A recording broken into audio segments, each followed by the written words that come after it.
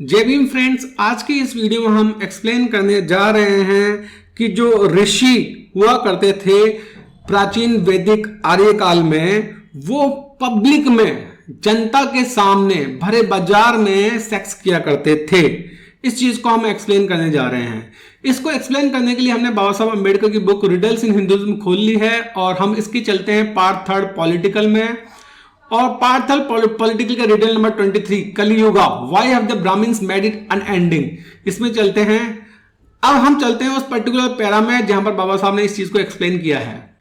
तो फ्रेंड्स, आ गए हम उस पैरा में जहां पर बाबा साहब ने इस चीज को एक्सप्लेन किया। बाबा साहब कहते हैं कि another heinous practice which is associated with the Rishis is cohabitation with the women in the open and with in the sight of public.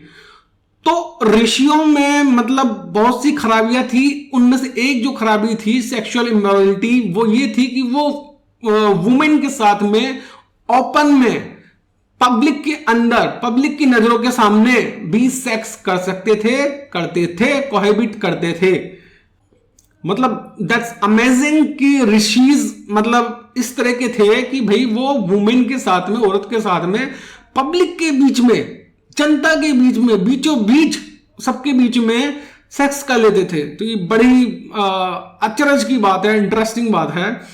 अब एग्जाम्पल दिया है बाबा साहब ने इस चीज का इन अध्याय 63 of the Adi Parva of the Mahabharata. A description is given of how the Rishi Parashara had sexual intercourse with Satyavati. तो चैप्टर नंबर 63 ऑफ आदि पर्व ऑफ महाभारत में एग्जाम्पल दिया है कि ऋषि पाराशर का, जिसने सेक्सुअल इंटरकोर्स सेक्स किया था सत्यवती के साथ में, जो फिशरमैन्स गर्ल थी, वो भी बिल्कुल पब्लिक के सामने ओपन में। व्यास कहते हैं बिल्कुल cohabited with her in the open and in public, बिल्कुल ओपन में, पब्लिक के सामने। ये एक एग्जाम्पल दिया है। Another similar instance is to be found in Adhyaya 104 of the Adi पर्वा। It is stated that there is Rishi Dirghatama cohabited with a woman in the sight of the public। एक और एग्जांपल दिया है अध्याय 104 ऑफ आदि पर्व ऑफ महाभारत, उसमें ऋषि दीर्घा का एग्जांपल दिया है। ऋषि दीर्घातमा वो सेक्स करता है वुमेन के साथ में, एक औरत के साथ में, बिल्कुल खुलेआम जनता के सामने सेक्स करता है।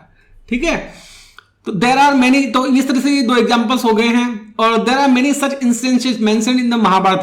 ठीक है, तो ऐसे महाभारत में और भी बहुत सारे एग्जांपल्स हैं जिनको हम देख सकते हैं, बता सकते हैं।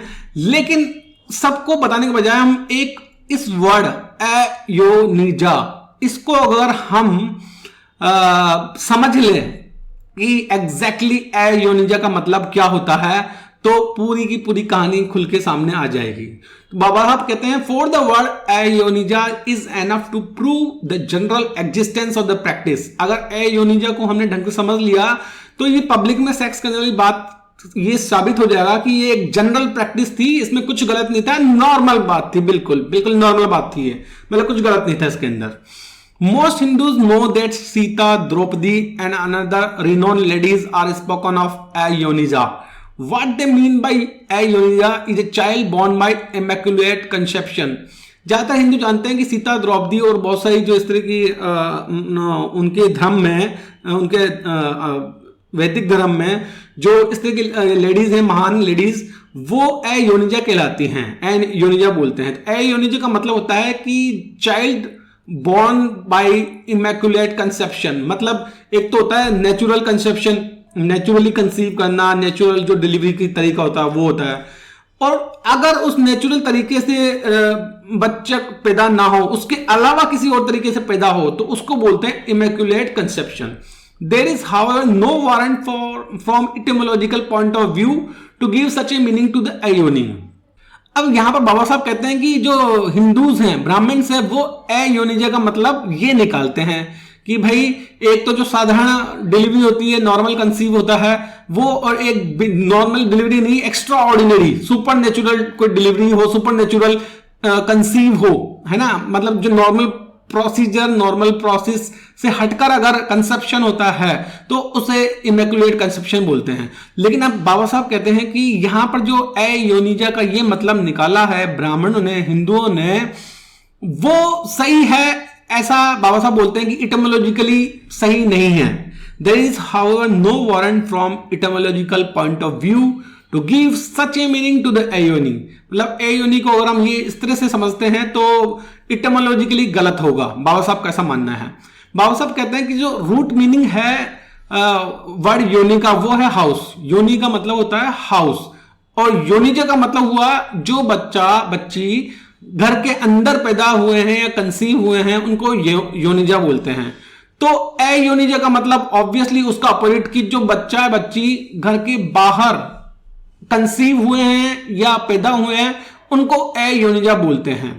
तो ये कंक्लूजन बाबा साहब निकालते हैं। बाबा साहब कहते हैं if this is the correct etymology of Ayonija it testifies the practice of indulging in sexual intercourse in the open with in the side of the public.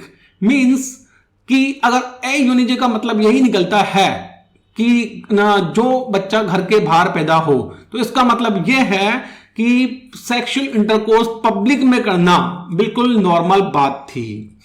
तो फ्रेंड्स, जो ऋषि थे वो पब्लिक में सेक्सुअल इंटरकोर्स किया करते थे लोगों की नजरों के सामने, ऐसा बाबा साहब कहना चाह रहे हैं। आई होप कि इस कंसेप्ट को आप जिसको बाबा साहब समझाना चाह रहे हैं वो आप समझ गए होंगे। Thanks for watching the video. जय भीम।